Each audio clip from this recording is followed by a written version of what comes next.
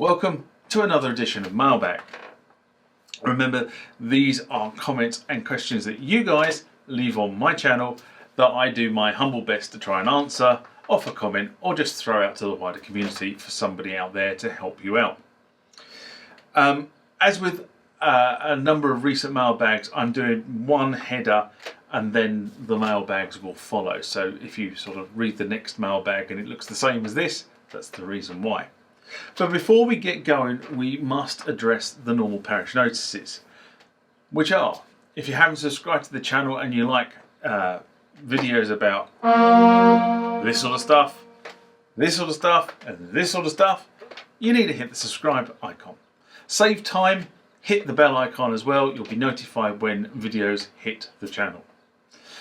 If you like the contents of this video, please give it a thumbs up. It really helps with the YouTube algorithm.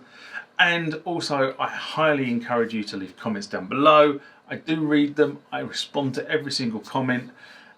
And sometimes I even use those comments as subject of videos that I will film in the future. And finally, down there is the TMTG community. For less than the price of a cup of coffee, which I think is a real bargain, you can support the production of videos on the channel. Down there are also the Instagram and Facebook tags where other stuff related to the channel will appear. But now, back to the video. Okay, next one comes from Scott Coe. Again, I haven't written down the video for what this comes from. I've really been bad at this section, haven't I? But it was something to do with one of the the CX5M videos I did. Definitely interested to see more details of the cartridges in a future video. After you've read the manual, LOL. Interested in knowing before I start buying cartridges for myself. Yeah. There are going to be more videos to come on the CX5M. It's something I want to have a good play with. I'm quite surprised how well this platform was supported though actually in production by Yamaha and various other manufacturers. So the whole MSX platform was well supported. There were lots of cartridges sold by various manufacturers, people like Konami, for argument's sake, games people, sold lots of cartridges for these machines. And I think because the machine was a standard machine produced by these Japanese manufacturers, they knew that they had a wide market, especially in Japan and the Far East. We had some of these machines over here, but they weren't as prolific as they were out in the Far East. And the fact that they were all standard meant that the manufacturers could invest in the cartridges because they knew that people would buy them. There was an open market. So that was the first thing. And the different models of the computer, both music and non-music variants, that were produced by Yamaha. So Yamaha produced quite a few of these machines. The CX5M was obviously the music computer, the M being the music. But actually Yamaha produced a number of variants of this model, all based on this MSX format. But what I'm always on the lookout for is the uber rare CX5M, which I believe was only sold in Japan. I don't think it was ever sold within Europe or the US. I think it was only ever sold in Japan, and I've never seen one come up for sale. I've only ever seen a photograph of this machine once, but it is mythical. The problem with musicians is that equipment and manuals tend to get separated. So what a musician typically will do is take the cartridge out of the box and they put the cartridge somewhere and the manual goes somewhere else. And then over years, the equipment gets traded on, but the manuals sit in people's cupboards. And then when they clear cupboards out, not realising what they've got, they tend to do things like throw them away. So getting the manuals for some of these cartridges is proving a little challenging, is the way I'd put it. They don't come up very often, and you have to track them down on internet sites. And then if somebody's got the manual and they haven't got it in a PDF format, sort of kind of plead or beg or buy or borrow to try and get the manual copies. So some of this stuff, some of the cartridges I've got where I don't have a manual, it is challenging, but I'm sure I'll get there eventually.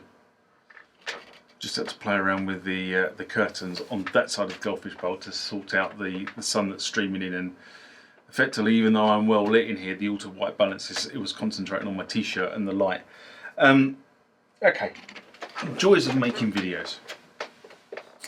The next one comes from Christian Cruz, and this is about how to upgrade the Roland TR8 firmware from 1.61 to 1.61 video I did in July last year, July 2020. And Christian says, the ongoing debate about the 7X7. And then he refers to another tuber, which I'm not going to read out. Do you think it's worth it? I mean, it'll be an awful if we pay for the 7X7 expansion and it comes for free in the next firmware upgrade.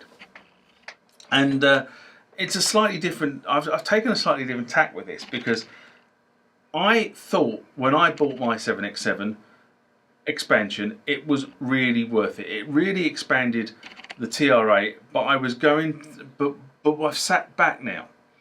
So I bought mine 4 or 5 years ago, 5, 6 years ago, when they first came out. And if I was now sitting back and saying, is it worth doing? I probably would question myself. And here's the reason why. So a Roland TR8S are selling for $350. Okay, the Roland TR8 is selling for $350. The upgrade is $120, so totaling $470. If you were to go and buy a brand new TR8S, which is $590, while they have a slightly different approach between the TR8S and the original TR8, if you put in another $120, you get the newer model. Is that a better investment? Okay, next one comes from Kerry D'Souza. In response to the instant gratification plug-in the S2400 and Go video I did in March 2021. And he says, he or she, I don't know whether it's a he or she, it could be either. Before doing anything with the S2400, you absolutely need to change these curtains. So these are the orange curtains. So I think when I did the S2400 video, I was standing in that corner of the goldfish bowl, where the curtains were obviously shut. So I always call it the orange corner in that scenario. And as you can see, the sun is starting to drop, so the shadows are starting to sort of exist on me. More for amusement, this one, haha. Thanks for the advice. Unfortunately, when you live in somebody else's property, you're kind of left with what they've got. So I am actually in negotiations at the moment to change the colour of the curtains in the orange corner. But I have to, we have to have agreement before we do that sort of stuff. Otherwise, people start to get a bit shirty about it.